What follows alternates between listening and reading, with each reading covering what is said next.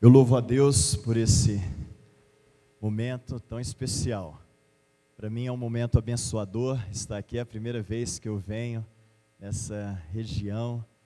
Eu louvo ao Senhor por essa iniciativa do seminário, de nós estarmos trabalhando a música, algo tão importante para as nossas vidas e uma matéria bíblica a qual nós precisamos nos aprofundar cada vez mais, né, para o uso dela no culto, para o louvor, para a glória do nosso Deus. Eu me sinto honrado e muito feliz em estar aqui.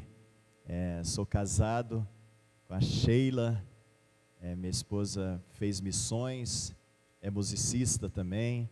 Nós temos uma filha de 20 anos, a Ana Clara, e temos uma filha de 16, a Ana Beatriz. E graças a Deus, elas têm se envolvido também no ministério, no trabalho, para a honra e para a glória do Senhor. Queridos, eu gostaria hoje de fazer um panorama da música a partir lá do Velho Testamento e chegarmos até o século 21, tá? Fazer uma viagem mesmo, porque nós precisamos ver a importância da música, entender na história a importância da música, até mesmo para nós sabermos o porquê que hoje, em 2015, nós estamos usando a música no culto para a honra e para a glória do Senhor. Nós precisamos entender que a música, ela não é um instrumento de enfeite do culto, não é um passatempo e nem algo que venha realmente agradar os nossos gostos pessoais.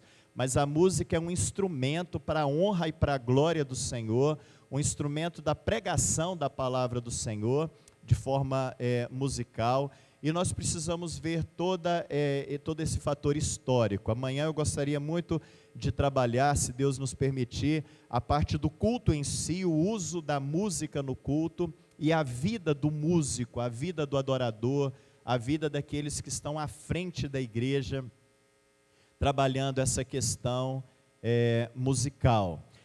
Antes de nós entrarmos nesse panorama, eu gostaria de lembrar, queridos, que nós somos um povo colonizado, e nós recebemos influências abençoadoras de outros povos. E à medida que nós formos trabalhando a história da música, vocês vão notar, queridos, que nós temos dentro da nossa hinologia e o nosso inário Novo Cântico, ele vai nos mostrar hinos e nos apresentar hinos desde a Idade Média até hinos contemporâneos. E eu estou dizendo isso porque o Brasil, com toda essa influência que nós recebemos, e nós ganhamos muita coisa abençoadora vinda dos africanos, vindo dos portugueses, depois da própria evangelização dos americanos, trazendo uma bagagem grande lá da Inglaterra.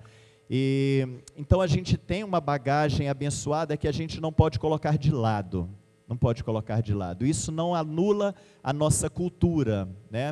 Então eu gostaria que nós estivéssemos atentos a essas bênçãos, né, que nós recebemos e podemos trabalhar hoje para o louvor do Senhor, para a glória do Senhor, para o culto ao Senhor, e isso é muito importante. Então nós vamos tentar fazer esse panorama, né?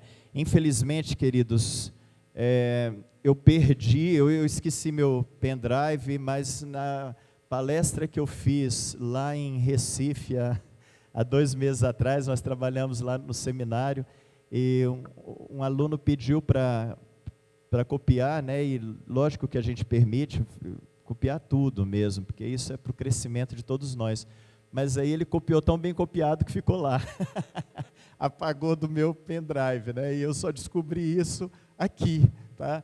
Então, vocês vão ter a paciência só de me ouvir, sem eu poder mostrar as imagens, ok?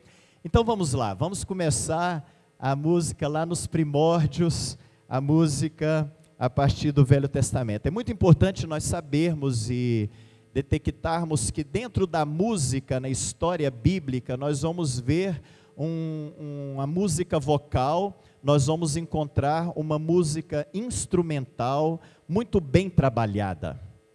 Nós vamos ver coros no Velho Testamento, nós vamos ver solos, nós vamos ver instrumentos sendo tocados, instrumentos solos, nós vamos encontrar verdadeiras orquestras tocando, né, no Velho Testamento. E quando nós olhamos para o Velho Testamento, nós vamos ver uma riqueza tremenda da música, tanto instrumental como vocal. E dentro desses instrumentos musicais, nós vamos encontrar instrumentos feitos de madeira. Nós encontramos lá no segundo livro de Samuel, no capítulo 6, verso 5. Nós vamos encontrar, queridos, instrumentos feitos de bronze, 1 Coríntios, capítulo 13, verso 1. Nós vamos encontrar instrumentos feitos de prata, lá em Números, no capítulo 10, no versículo 2. Nós vamos encontrar instrumentos feitos de chifres, lá em Josué, no capítulo 6, verso 8, citando só alguns textos pontuais. Nós vamos encontrar instrumentos de cordas, no Salmo 150, e nós vamos ver que vários instrumentos musicais foram inventados por Davi. Eu gostaria que alguém abrisse a sua Bíblia, todos abrissem a Bíblia em Amós, mas alguém que lesse para nós. Amós, no capítulo 6, versículo 5.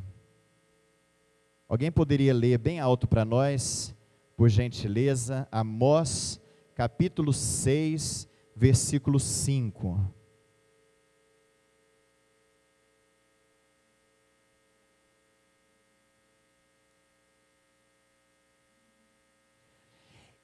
Davi, inventor de instrumentos músicos. Quando a gente olha para Davi, queridos, a gente encontra ali um músico completo. Nós vamos encontrar um músico que compunha, um compositor, nós vamos encontrar um instrumentista, nós vamos encontrar um inventor de instrumentos musicais, nós vamos encontrar ali um homem segundo o coração do Senhor, que foi usado na música para a honra e para a glória do Senhor.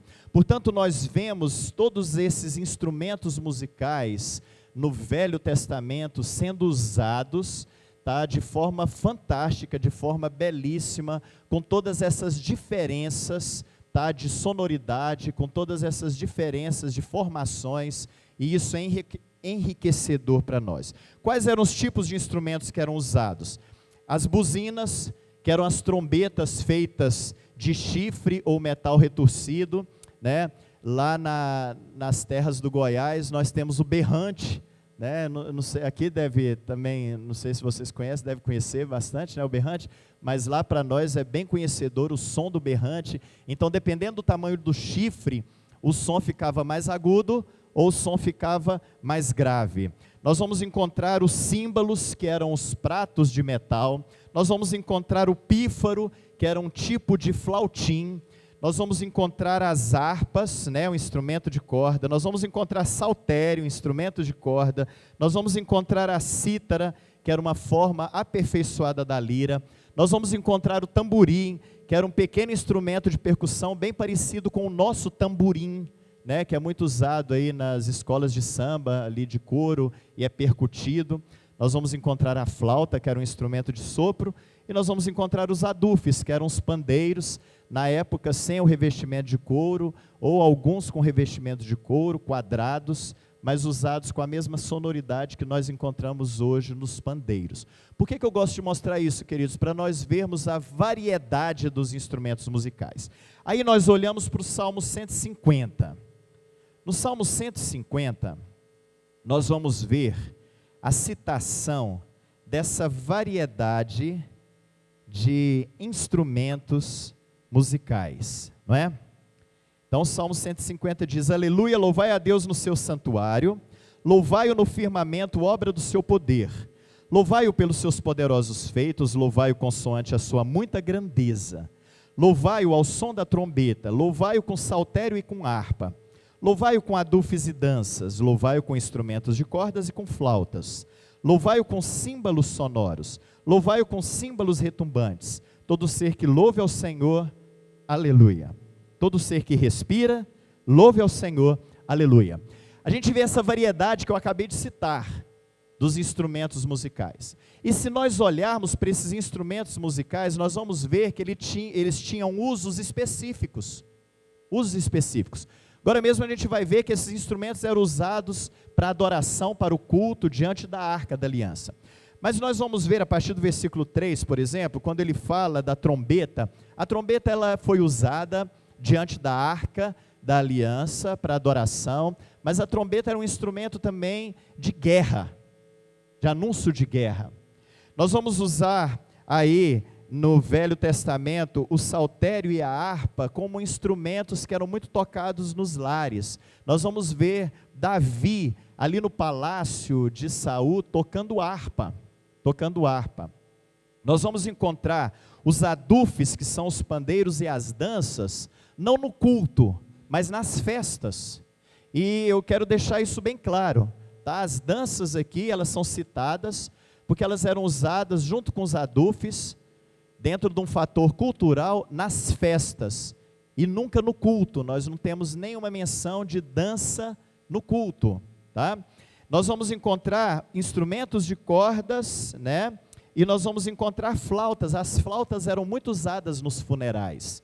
Nós vamos encontrar os símbolos sonoros que foram usados também diante da Arca da Aliança. Nós vamos encontrar os símbolos retumbantes. O que o salmista está dizendo? Seja na guerra, seja no culto, seja em casa, seja no lar, seja nas festas, seja no velório, todo ser que respire, louve ao Senhor. Todo ser que respire, louve ao Senhor. Porque na verdade, esses instrumentos musicais estão trazendo aqui uma representatividade de um contexto. E onde nós estivermos, o que nós devemos fazer é louvar ao Senhor. Todo ser que respira, louve ao Senhor. Portanto, essa é a variedade de instrumentos musicais. Como essa música era usada? Essa música era usada nos cortejos sagrados. Essa música foi usada na consagração do templo.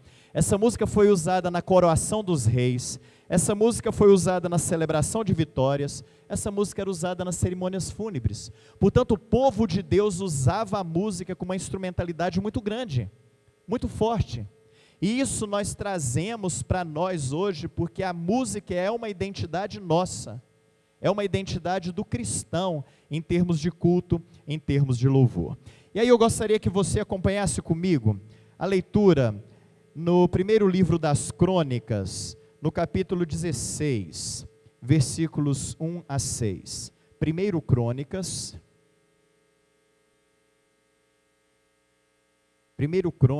capítulo 16, versículos 1 a 6. Olha o que a palavra do Senhor nos diz. Introduziram, pois, a arca de Deus e a puseram no meio da tenda que lhe armara Davi. E trouxeram holocaustos e ofertas pacíficas perante Deus. Tendo Davi acabado de trazer os holocaustos e ofertas pacíficas, abençoou o povo em nome do Senhor, e repartiu a todos em Israel, tanto os homens como as mulheres, a cada um bolo de pão, um bom pedaço de carne e passas. Designou dentre os levitas os que haviam de ministrar diante da arca do Senhor, e celebrar, e louvar, e exaltar o Senhor, Deus de Israel, a saber, Asaf, o chefe, Zacarias, o segundo, e depois Jeiel, Semiramote, Jeiel, Matitias, Eliabe, Benai, Obed-edom e Jeiel, com alaúdes e harpas, e Asaf fazia ressoar os símbolos. Os sacerdotes Benaia e Jaaziel estavam continuamente com trombetas perante a arca da aliança de Deus. O que significava a arca da aliança de Deus? É uma pergunta. A presença de Deus. Portanto, nós vamos encontrar um agrupamento de músicos tocando instrumentos de cordas, tocando instrumentos de sopro, tocando instrumentos de percussão diante da arca da aliança, na presença de Deus, num ato cultico, num ato de louvor, num ato de adoração ao Senhor. Vamos ainda no segundo livro das Crônicas, no capítulo 5. versículos 7 a 14. Segundo Crônicas, capítulo 5, versículos 7 a 14.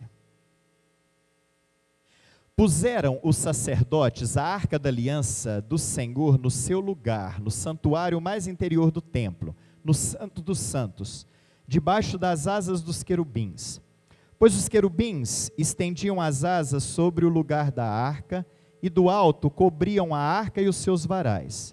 Os varais sobressaíam tanto, que suas pontas eram vistas do santo lugar, de fronte do Santo dos Santos, porém de fora não se viam. Aí estão os varais até o dia de hoje. Nada havia na arca, senão as 2 tábuas que Moisés ali pusera junto a Horebe, quando o Senhor fez aliança com os filhos de Israel ao saírem do Egito.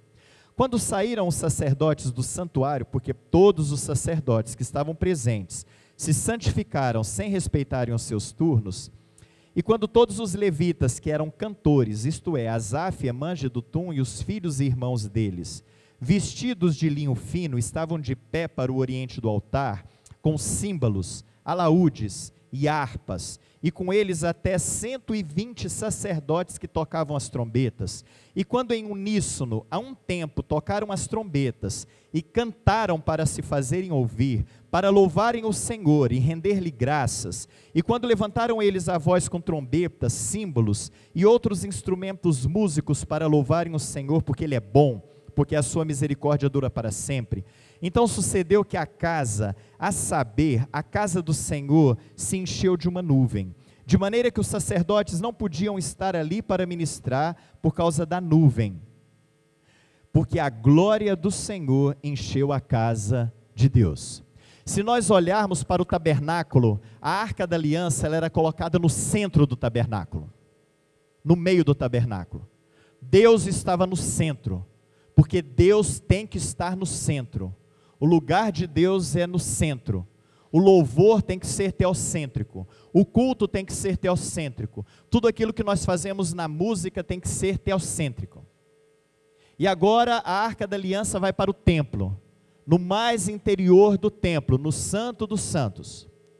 Ali, queridos, dá-se novamente um louvor, uma adoração, um ato cultico, com os sacerdotes presentes, os músicos, usando instrumentos de cordas, usando instrumentos de sopro, usando instrumentos de percussão. E o que nós vemos aqui é que Deus aceitou esse louvor, Deus aceitou essa adoração, Deus aceitou essa música, e a casa se encheu de fumaça. Agora olha só, abra sua Bíblia em Daniel. Daniel no capítulo 3, no versículo 5. Aliás, eu vou ler a partir do primeiro versículo. Daniel, no capítulo 3, a partir do primeiro versículo.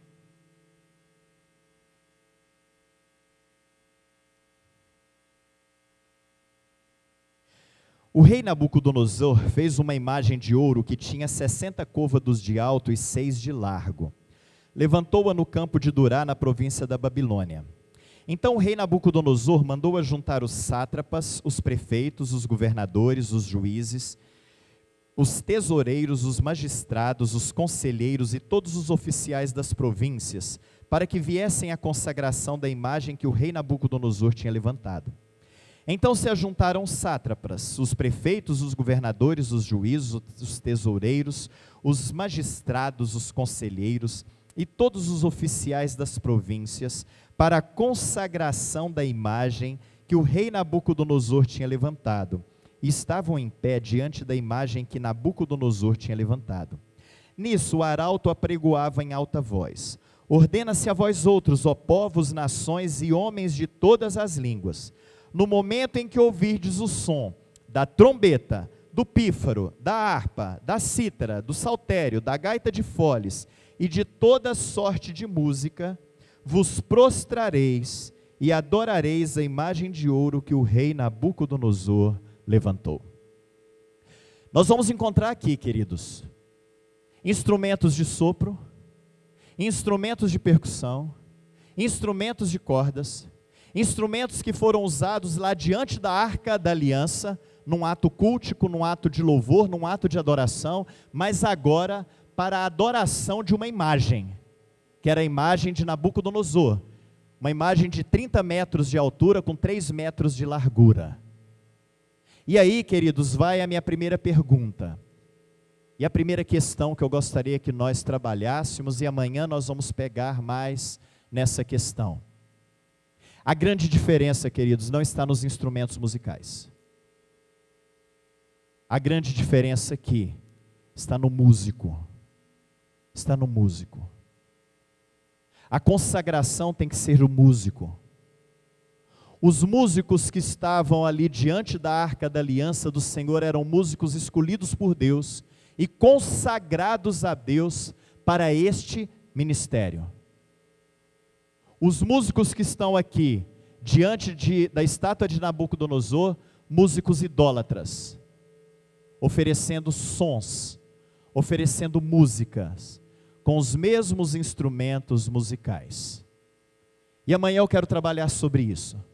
A importância da consagração do músico.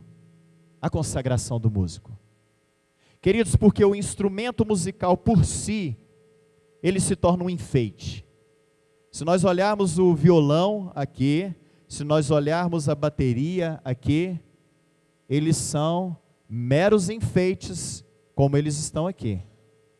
Agora, quando o Zé pega esse violão deixa de ser enfeite e passa a ser um instrumento de condução musical.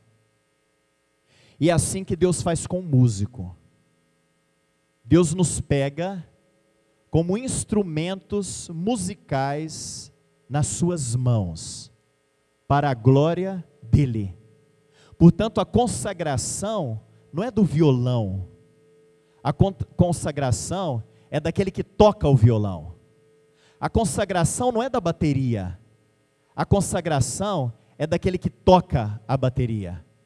A consagração é da minha vida, para que quando eu cantar, para que quando eu tocar, o nome do Senhor seja honrado, o nome do Senhor seja glorificado. Portanto, queridos, conduzir música para a glória do Senhor é algo muito sério, é muito sério, vai muito além de uma afinação instrumental, vai muito além de bons ensaios que nós devemos ter, porque nós temos que ter vida santa, nós temos que ter vida consagrada, nós temos que ter vidas afinadas no Senhor. O violão é um bom instrumento para afinar, não é, Zé? Ele é fácil. Eu sou pianista, então a gente sempre tem que chamar um afinador especialista para afinar o piano. O violão, a gente trabalha ali na orelhinha dele, né? E quando a corda está desafinada, a gente pega a orelhinha dele e vai torcendo até que chega o som no ponto. E Deus faz assim com a minha vida e faz assim com a sua vida. Porque muitas vezes Deus precisa pegar na nossa orelha e ir torcendo para nós chegarmos no ponto. E é esse ponto é que nós devemos oferecer esse louvor, essa música para a glória dele e para que aconteça aquilo, não literalmente aqui hoje, mas para que a casa se encha de fumaça, para que Deus receba esse louvor, receba essa música como um aroma suave diante do seu trono de graça. Portanto, queridos, amanhã nós vamos trabalhar mais essa questão. Então a gente olha para o Velho Testamento e nós vamos encontrar uma riqueza musical enorme, tá? Quando a gente vê esse tanto de homens tocando trombetas em uníssono, e os outros cantando para se fazerem ouvir, quer dizer, não estava cantando para dentro, estava cantando para fora, estava cantando com vontade, estava cantando com gosto. Uma música tremenda, uma música fantástica. Nós vamos ver essa riqueza no Velho Testamento. Chegamos no Novo Testamento e às vezes achamos assim, puxa, a música empobreceu no Novo Testamento, né? Aquilo que era feito de forma grandiosa ali no templo e nas festas deu uma empobrecida. Nós precisamos entender o contexto do Novo Testamento, né? Vamos lembrar que os irmãos ali começaram a se reunir nos lares, né? E as coisas ficaram mais simples, mais simples. Nós vamos ver alguns instrumentos musicais, alguns instrumentistas musicais sendo apresentados no Novo Testamento, mas se nós fizermos uma comparação do Novo Testamento com o Velho Testamento, nós vamos ver que a música ficou muito mais simples em termos de conjunto, em termos de orquestra, em termos de corais, né? E só lembrando que esquife era um caixão, né? Porque alguém um dia ficou muito animado me dizendo que Jesus era músico porque ele tocou o esquife, né? E o esquife era o caixão, né? Não era um instrumento musical. Então a gente vê assim instrumentos musicais no Novo Testamento também. Mas um ponto muito importante que nós precisamos olhar da música no Novo Testamento é aquilo que o pastor Heleno falou aqui, que se encontra lá em Colossenses no capítulo 3, versículo 16. Eu creio que esse texto é um ponto muito básico para nós trabalharmos a música e vermos a importância da música no Novo Testamento. Se nós lermos lá em Colossenses, no capítulo 3, verso 16, nós vamos encontrar: habite ricamente em vós a palavra de Cristo, né? Aconselhai-vos e instruí-vos mutuamente, e louvando e cantando salmos, cantando hinos e cânticos espirituais. Mas é muito interessante porque ele começa dizendo: habite ricamente em vós o quê? A palavra. A palavra. Habite ricamente em vós a palavra. É uma responsabilidade muito grande nossa, que estamos à frente da música, termos o conhecimento da palavra de Deus. Eu vejo muitas vezes, queridos, grupos muito empolgados apenas com a música. Grupos que nós podemos até falar que são excelentes na execução vocal, na execução instrumental, mas que não têm procurado diariamente essa habitação da palavra de Cristo. Não têm procurado o estudo da palavra de Cristo. E quando eu olho para esse texto de Colossenses 3,16, a gente vê a importância de nós termos conhecimento da palavra de Deus, para não adentrar no nosso culto nada que não seja teologicamente correto. Teologicamente correto. Portanto, se hoje nós podemos olhar para o Novo Testamento e fazermos uma análise de que a música ficou mais simples, na verdade nós vamos olhar que a música trouxe para nós, mas com um foco muito importante, a importância de nós olharmos essa teologia correta, que era feito lá no Velho Testamento, lógico, que era feito, e que muitas vezes não está sendo feito aqui hoje. Eu vou citar 2 exemplos. Eu sei que vocês viram alguma coisa assim com o pastor Heleno, não é isso? Eu gostaria de citar 2 exemplos para nós vermos a importância de habitar a palavra de Cristo em nós, do conhecimento que nós temos que ter da Bíblia, da leitura diária, do estudo diário, para que possamos fazer análises teológicas corretas, para cantarmos e ministrarmos corretamente a palavra de Deus, através dos salmos, através dos hinos, através dos cânticos espirituais. O cântico Deus de Promessas, que é um cântico belíssimo, eu acho linda a melodia, a letra muito bonita, mas esse cântico ele vem dizendo: sei que os teus olhos sempre atentos permanecem em mim, os teus ouvidos estão sensíveis para ouvir meu clamor. Posso até chorar, mas a alegria vem de manhã. E ele afirma assim: és Deus de perto e não de longe, nunca mudastes, tu és fiel. Ele faz uma afirmação da pessoa de Deus: és Deus de perto e não de longe. É a afirmação que o autor faz desse cântico. E aí eu queria que nós abríssemos nossa Bíblia lá em Jeremias. Só para nós entendermos a importância de a palavra do Senhor nos direcionar na música. Jeremias no capítulo 23, verso 23, eu gostaria que alguém lesse para nós bem alto. Jeremias 23, 23.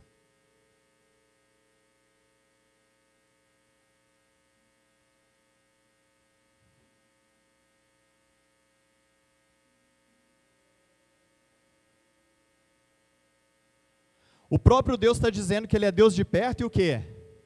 Que Ele é Deus de longe. Aí o autor do cântico, ele diz que Deus, Ele é Deus de perto e Ele não é Deus de longe. E aí a gente fica com quem? Com Deus. A gente fica com Deus. A gente fica com a palavra. Olha a importância de nós termos conhecimento bíblico e fazermos uma análise daquilo que nós estamos cantando e ensinando. Sempre que eu dou um exemplo de cântico, eu dou um exemplo também de hino, tá? Para não falar assim, o pastor só defende hino e fica falando mal de cântico. Não, eu falo mal de hino também, tá? E lembrando que hino não é inspirado, tá, queridos? Só a Bíblia que é inspirada. Hino é iluminado, né? Então, assim como os cânticos. Então tem erros também, né? Por isso que o Conselho de Música está fazendo essa revisão do inário. Então, se você tem um inário aí, abra ele no número 215, no hino 215. Dá para projetar o hino 215? Por favor. Que bênção. Então vamos lá. Isso. Então vamos lá. Olha só o que diz esse hino. Jesus, estás à porta do aflito coração, e queres fazer nele perene habitação. Cristãos jamais seremos nem filhos do Senhor, se não fizer morada em nós o Salvador. Sempre que você vê um hino com Jesus batendo a porta, você pode lembrar lá da igreja do Apocalipse, né? Porque está querendo fazer referência a algo que não pode fazer referência, tá ok? Porque quando o hino fala assim, só pelo título você está vendo que chama apelo, uma questão para salvação. E lá em Apocalipse, Jesus está falando que está batendo a porta da igreja que é dele, mas uma igreja soberba, uma igreja orgulhosa, uma igreja pecaminosa, uma igreja que pôs Jesus do lado de fora, porque eles achavam que eles eram suficientes. E Jesus está lá falando para eles se arrependerem, e ele queria entrar para ceiar com eles. Então não tem nada a ver com o contexto de salvação. Aquela igreja de Apocalipse não tem nada de contexto de salvação, e sim de arrependimento de pecado. E aí ele já começa com essa questão de Jesus estar à porta. Aí ele continua assim: Jesus, estás batendo com traspassada mão, espinhos tens na fronte, nos olhos compaixão. Aí, deixa eu só parar aqui um pouquinho. Essa imagem de Jesus com traspassada mão e espinhos na fronte é qual imagem de Cristo?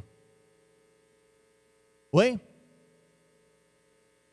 Crucificação, né? Aonde a gente vê esse Jesus hoje? Em que tipo de culto a gente vê esse Jesus com as mãos trapassadas e com a coroa de espinhos na cabeça? Na igreja, no culto católico romano. No culto católico romano, porque a missa significa sacrifício. E cada vez que eles estão ali fazendo uma missa, eles estão sacrificando Cristo, porque missa é sacrifício. É por isso que a frente da igreja católica é chamada de altar, porque ali é feito um sacrifício por missa, não é? Então olha só, esse Jesus não é o Jesus ressurreto que nós adoramos. É um Jesus com aquela imagem de morto crucificado, com espinhos na fronte. E ele continua dizendo assim: com amor incompreensível, espera sem cansar, por causa do pecado não podes tu entrar. O que ele coloca aqui que impede a entrada de Cristo na vida da pessoa? O pecado. E aí eu pergunto para vocês, o que é maior, o pecado ou a graça? Está vendo, queridos, um erro teológico gritante, num inário nosso. Num inário nosso. E se nós não tivermos um estudo, uma leitura da palavra de Deus, um conhecimento da palavra de Deus, nós cantamos um erro teológico tremendo como esse. Por que eu estou dizendo isso? Porque nós músicos, queridos, muito mais do que a música, nós temos que conhecer a palavra, estudar a palavra e viver a palavra. E viver a palavra. Eu vejo grupos musicais tão competitivos, eu vejo grupos musicais se preocupando tanto com a afinação tal, com a harmonização tal, com o arranjo tal, com solos tais, e se esquecem do principal, que é a palavra de Deus. Nós estamos transmitindo, nós estamos aconselhando, nós estamos instruindo através da música. Então nós precisamos ter muito cuidado. Muito bem.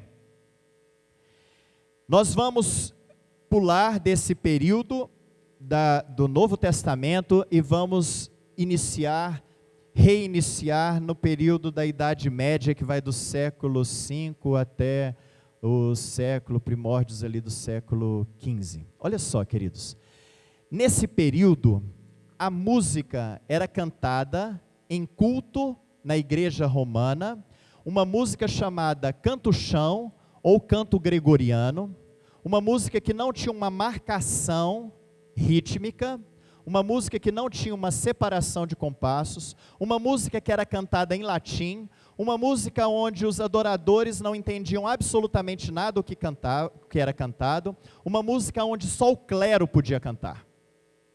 Então a música perdeu a essência daquela adoração que nós vimos muito forte no Velho Testamento e que nós vimos também no Novo Testamento, na questão de aconselhar, na questão de instruir. E aí essa música, que nós podemos considerar como uma música sacra, porque ela era feita só para isto, né? Foi usada nesse período medieval. Nós vamos encontrar no nosso inário música, melodia, são várias, eu vou citar alguns só, porque não dá para citar todos, mas a melodia do hino 24 é uma melodia da Idade Média, do período da Idade Média.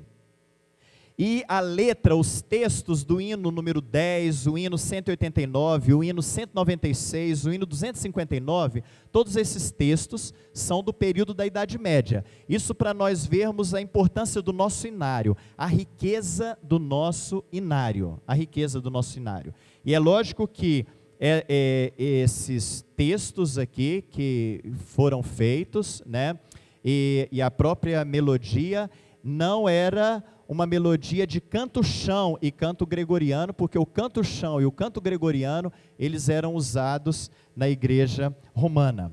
A gente sai da Idade Média e vai para o período renascentista, que vai do final do século XIV até o início do século XVII, e nós vamos encontrar a bênção da reforma que se deu ali. A reforma protestante acontece exatamente nesse período. E a reforma protestante, queridos, traz para nós uma música que era cantada na língua do povo. E aí o que acontece? O povo passa a louvar a Deus, a cultuar a Deus na sua língua. Então nós vamos encontrar composições em alemão, composições em francês, composições em inglês, porque o povo estava adorando novamente na língua deles. Então havia um conhecimento daquilo que estava sendo cantado, adorado e louvado. E é aqui que entra a polifonia coral. Dentro do nosso inário, nós vamos encontrar melodias, por exemplo, o hino 279, o hino 278, o hino 155, que nós cantamos hoje, e os textos nós vamos encontrar 299, o texto do hino 248, todos do período renascentista. Portanto, nesse período, o povo de Deus volta a adorar ao Senhor na sua língua, Lembrando que os instrumentos eram pouco usados. Em algumas igrejas eram usado órgão, mas os instrumentos agora, nós não vamos encontrar instrumentos de percussão, tá, sendo usados ainda nesse período. Então nós vamos para um crescente, nós vamos para o período barroco, que vai do século XVI até meados do século XVIII. E esse período, ele é muito marcante. Surge aqui, queridos, um movimento musical chamado ópera.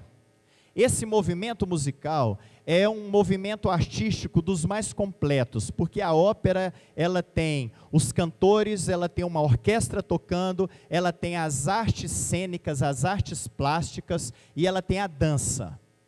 Juntamente com a ópera, o que isso teve paralelo? O oratório, nesse mesmo período. O que era o oratório? O oratório era essa riqueza musical, só que cantando músicas falando de histórias bíblicas. Aí, nesse período, nós vamos encontrar dois grandes compositores cristãos, Bach e Handel. Então, o oratório de Handel, né? O Messias de Handel, que nós cantamos o Aleluia, né, que a gente chama de Aleluia de Handel, está dentro desse oratório. Então a gente vê que a música evangélica, a música cristã, começou num crescente novamente muito grande, muito grande. E no nosso inário nós vamos encontrar o hino 237, que faz parte do oratório do Messias. Nós vamos encontrar textos como o hino 6, né, aquela doxologia, e o hino 16. E nesse período, queridos, nós temos que lembrar que já havia um Brasil colonizado, mas que também havia uns Estados Unidos colonizados. E ali para os Estados Unidos, assim como veio para o Brasil, foram negros de um agrupamento de lá dentro da África, diferentes dos que vieram para o Brasil.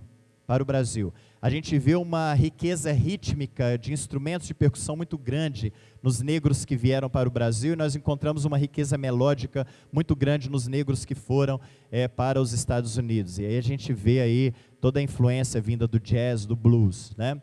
E nesse período barroco, surge, tá, um movimento musical evangélico chamado Negro Spiritual.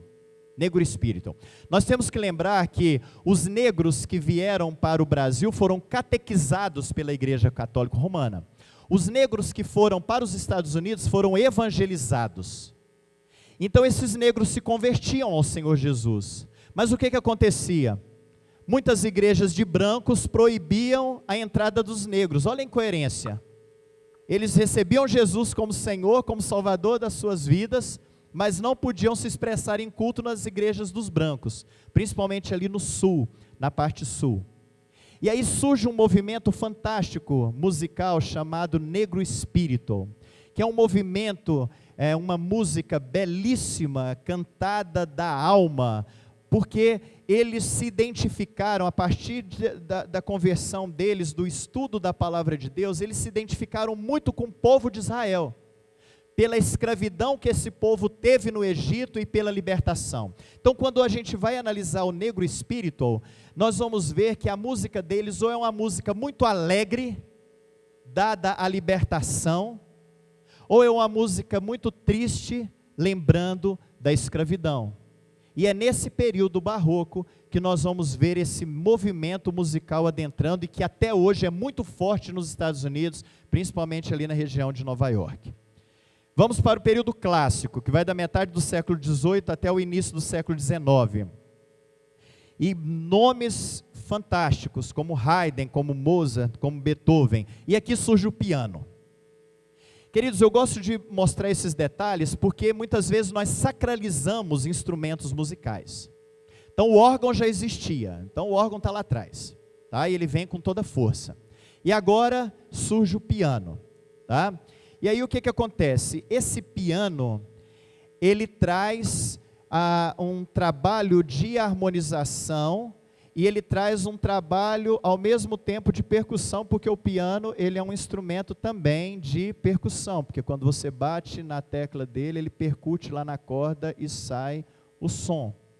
Então a gente vê a entrada do piano nesse período clássico. Nós vamos encontrar no nosso inário melodias do hino 28, 175, 322, 344, todos de Beethoven. Melodias, tá? Feitas por ele, não letra, porque nem Beethoven nem Mozart eram cristãos, né? Nós vamos encontrar, por exemplo, melodias de Mozart no hino 15, no hino 224, e nós vamos encontrar texto no hino 87 desse período clássico. Então a música continua evoluindo, aí a gente vai para o período romântico, que vai das últimas décadas do século XVIII até o final do século XIX, e aqui o piano é aperfeiçoado. E aqui ele começa sendo usado nas casas, mas é usado também em muitas festas, e eu gosto de dizer isso, mais uma vez repetindo, para nós não sacralizarmos instrumentos musicais. E aí a gente chega no nosso inário com melodias do hino 102, com melodias do hino 168, com melodias do hino 240, com textos do hino 42, com textos do hino 79. Aí a gente chega no século XX. O século XX traz o eletrônico. Então vocês vão vendo que tudo isso vai trazendo influências para o culto. Essa música e essa evolução, ela vai adentrando a igreja. Ela vai adentrando a igreja. E nós vamos encontrar aqui no século XX, a entrada da dissonância, do cromatismo, do glissando, de politonalidades, de atonalidade. Vamos encontrar uma corrente nacionalista entrando aqui nesse período do século XX, né? E nós vamos ver os cânticos evangelísticos. Por quê? Porque lá nos Estados Unidos começou esse movimento evangelístico e era muito fácil ensinar cânticos evangelísticos ao invés de cantar hinos, porque os hinos são muito mais bem estruturados.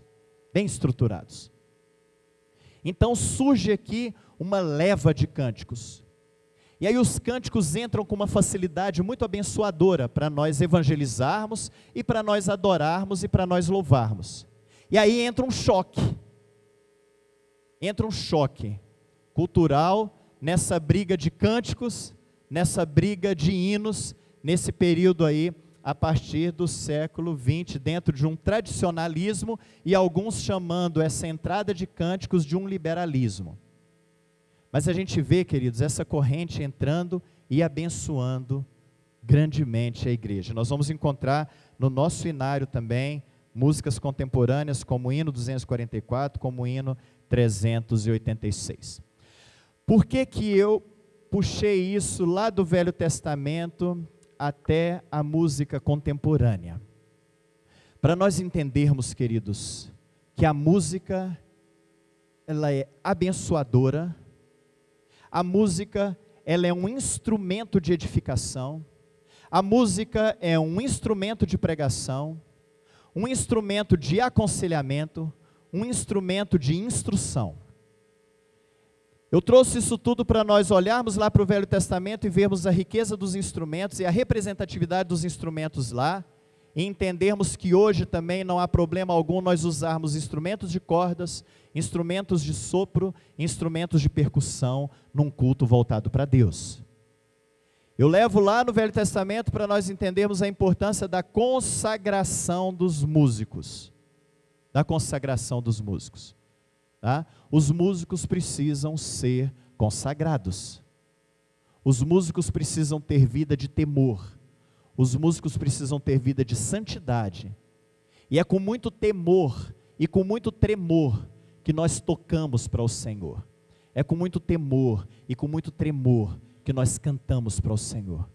Porque nós estamos cantando para um Deus soberano, para o Rei da Glória.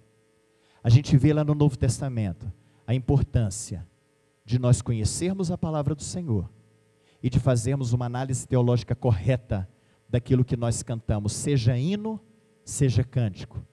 Nós vemos dentro da história uma evolução musical, mostrando a bênção de voltar a louvar ao Senhor, na nossa língua, voltar a louvar ao Senhor, glorificar e honrá-lo através da música. Portanto, queridos, é muito importante o trabalho musical. E a palavra que eu dou aqui, para a igreja do Senhor Jesus, é: invista nessa área na sua igreja. Invista na vida dos músicos da sua igreja. Invista espiritualmente na vida desses músicos.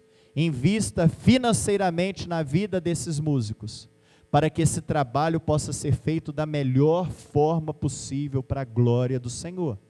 Para a glória do Senhor. A música é bênção, a música é bíblica, a música é instrumento dado por Deus para nós louvarmos, bendizermos e glorificarmos a Ele. Que Deus possa nos abençoar e que nós possamos usar a música de forma correta, de forma santa, de forma que venha trazer edificação para a igreja e, acima de tudo, glorificar, louvar e bendizer ao Senhor, porque Ele está presente para receber todo esse louvor, essa adoração, essa glorificação também através da música. Precisamos ser afinados no Senhor, precisamos viver uma vida no Senhor, e a gente vê aqui a riqueza que é uma música, a riqueza que é esse instrumento musical, para nós usarmos para o culto, usarmos para a glória do Senhor. E amanhã, se Deus quiser, nós vamos trabalhar essa música dentro do culto, como que nós usamos essa música dentro do culto. E amanhã também, se Deus quiser, nós vamos trabalhar a vida do músico, a vida do músico. Sabe, queridos, nós precisamos nos esvaziar de nós mesmos e nos encher do Espírito Santo do Senhor. O grande problema que eu tenho visto hoje são palcos, ao invés de joelhos dobrados. São homens e mulheres cheios de si, ao invés de se esvaziarem de si mesmos e estarem cheios do Espírito do Senhor. O que nós vemos hoje é uma preocupação muito grande com o comércio, ao invés de nos preocuparmos em agradar ao Senhor, que é o dono e Senhor das nossas vidas, e obedecermos aquilo que Ele requer de nós, como adoradores e como músicos que somos.